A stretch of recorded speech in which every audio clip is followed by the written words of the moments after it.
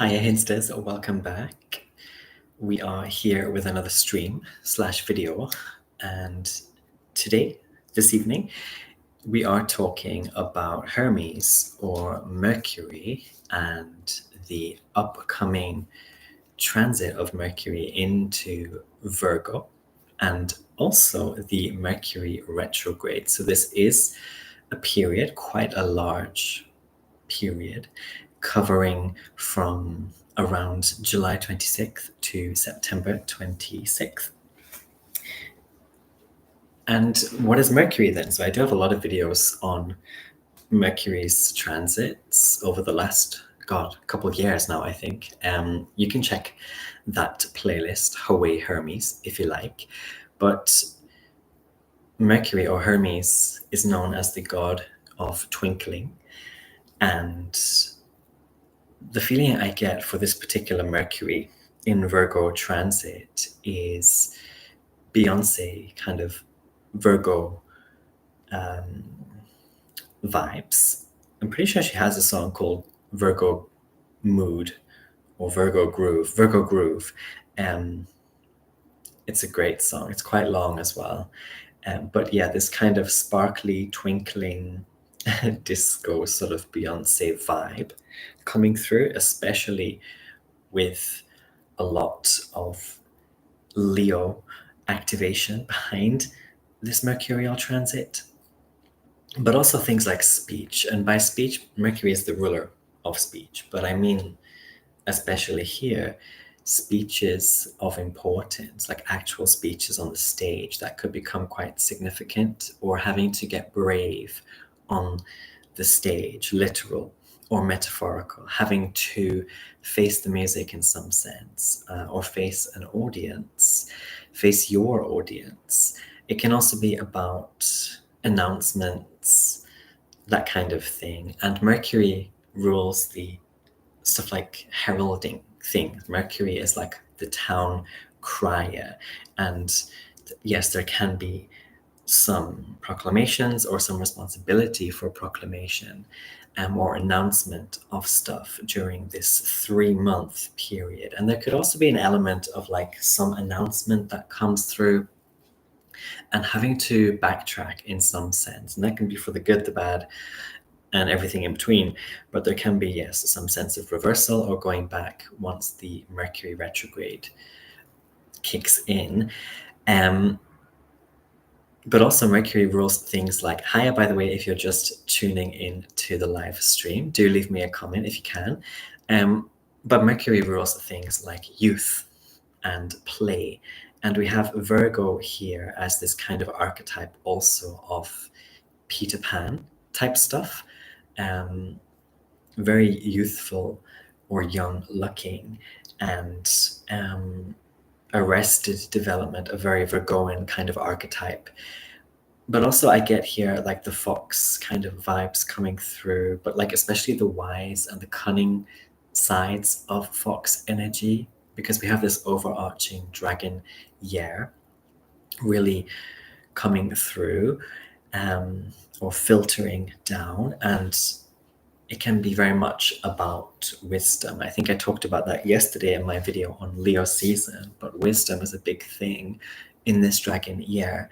But yeah, like youth vibes in general for a lot of people during this transit. Mercury, by the way, is exalted and also in domicile in the sign of Virgo. So your Virgo house, wherever it is in your birth chart, is going to be elated, perhaps, or very amplified, or some theme in that house is going to be especially prominent or important during this 3-month period, especially if you have Virgo on one of the angular houses. So maybe you're Virgo rising, or you have Virgo in the 4th, 7th, or 10th house.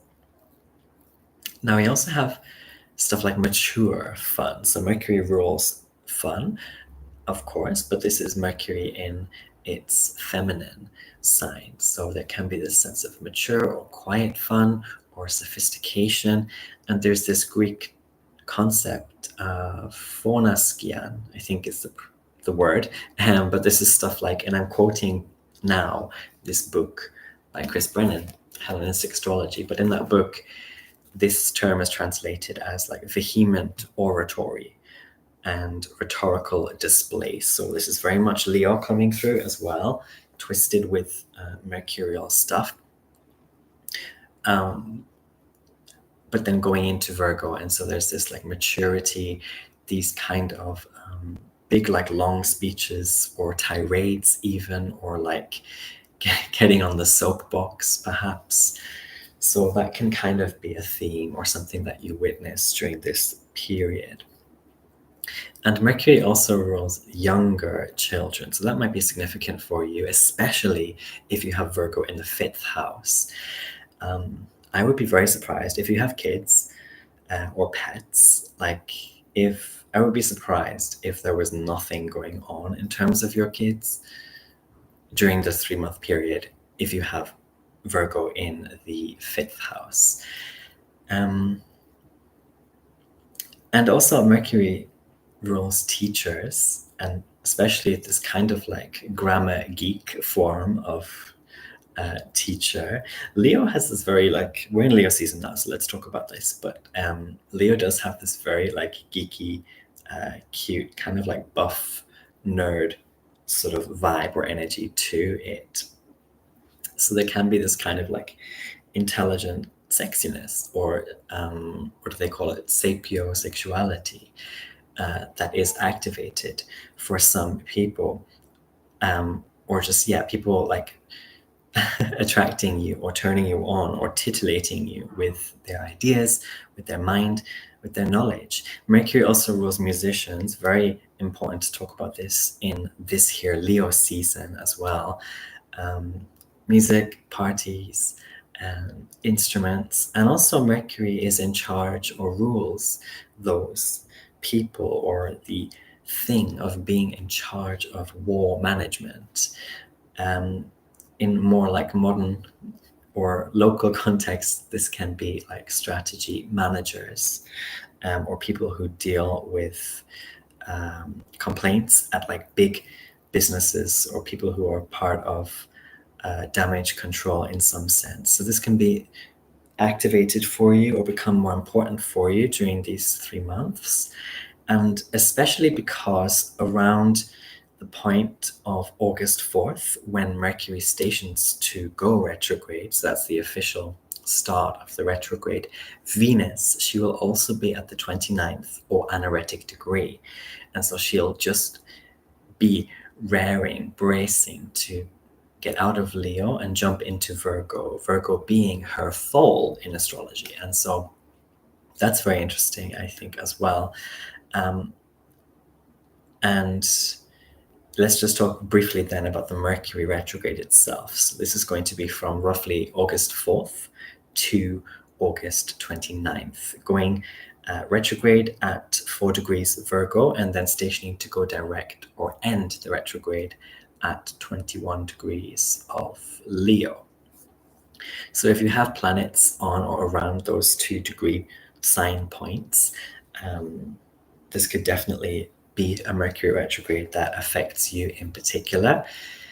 I would look also to the 2 houses that Mercury rules for you in your birth charts. That's going to be where you have, yes, Virgo, but also where you have Gemini, the masculine sign ruled by Mercury. So check out those 2 houses, what the themes are in those houses, and that can give you more of a clue as to what might be ado.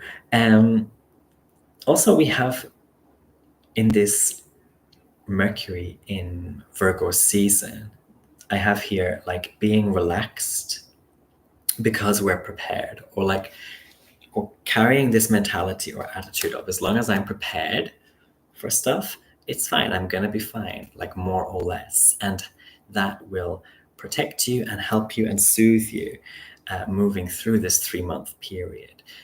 So it's a bit, again, going back to that wisdom, and we have this Virgoan stuff that's going to be heavily activated. What is Virgo? Virgo is the season of when we start to get what I call the divinity of the decision being activated.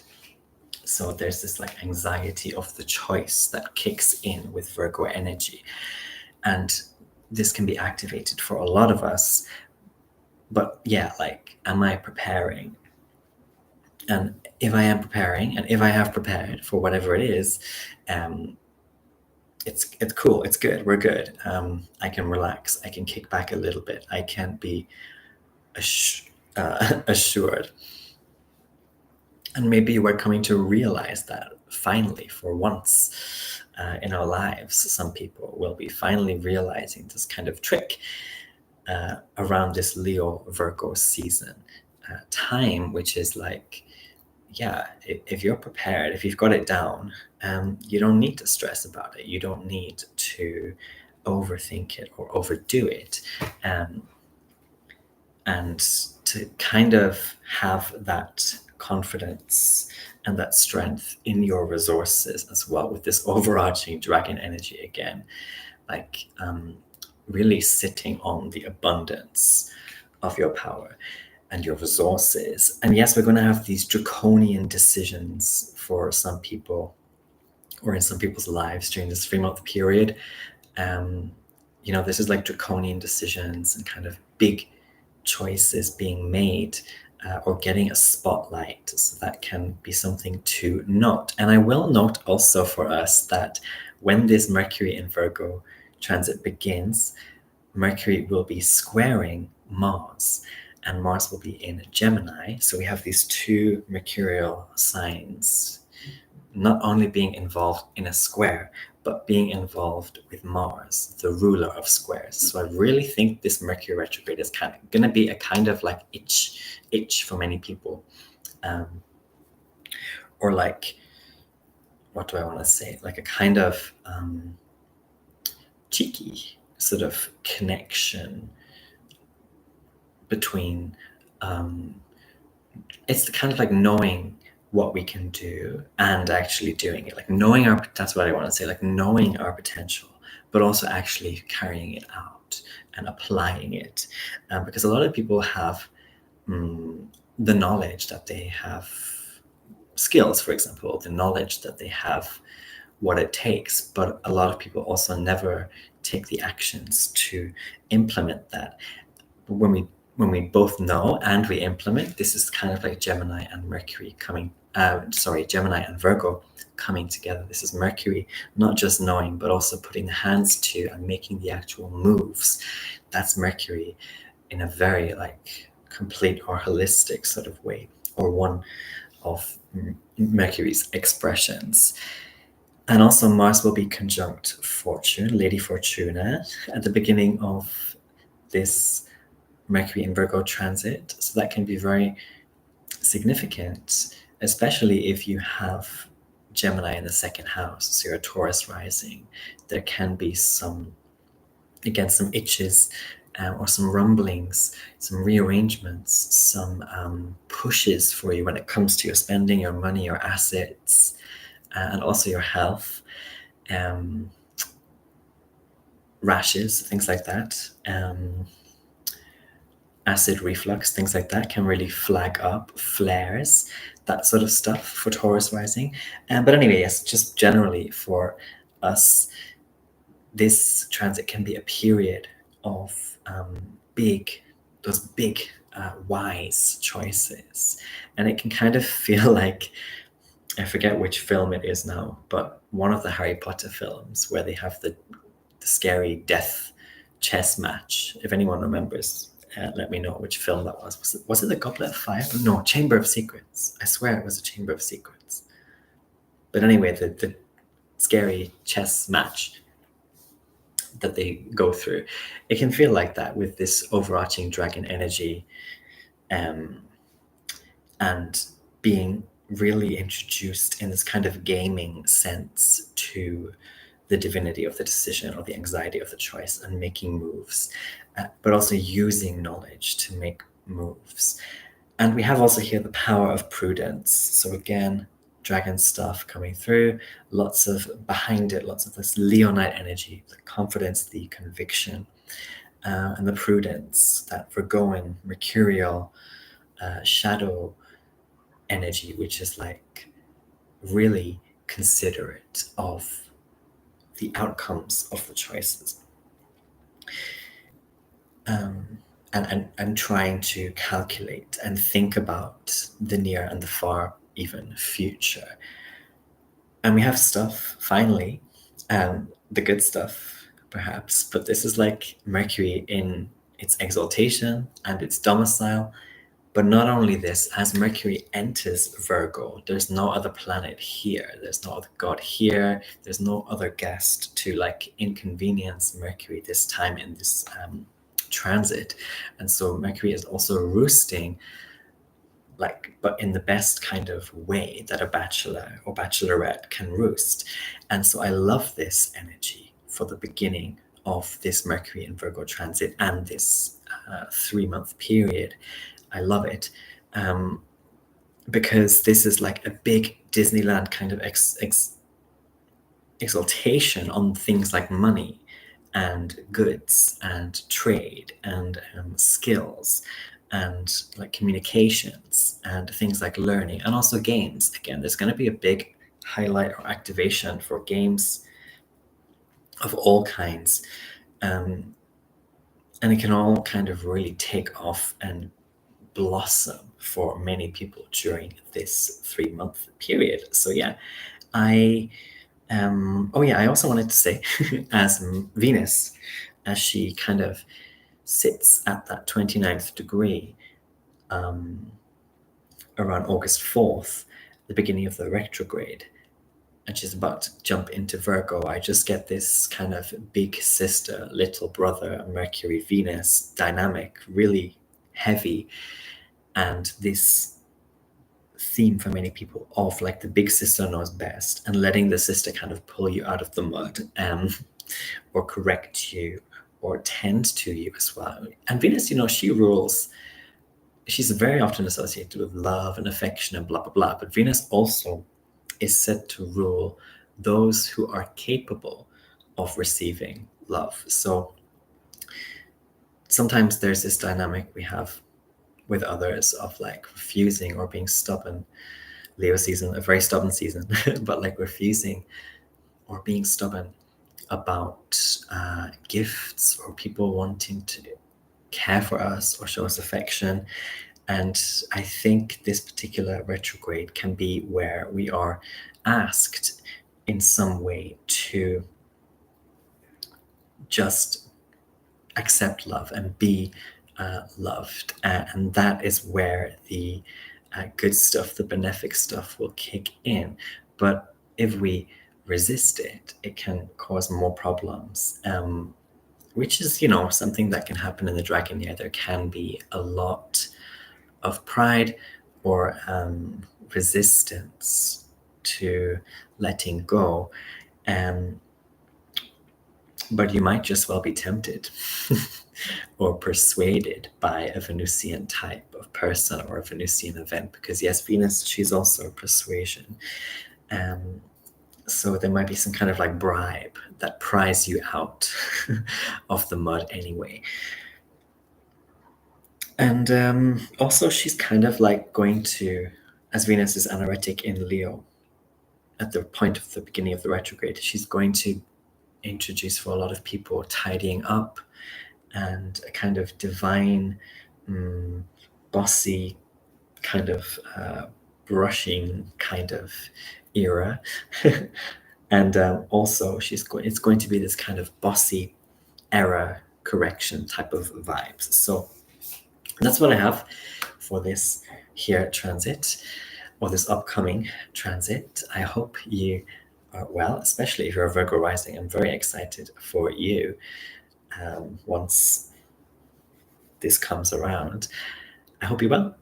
Leave me a comment, give this video a thumbs up if you like what I do, and subscribe if you haven't already. And I'll see you very soon in the next one. Bye-bye. Take care.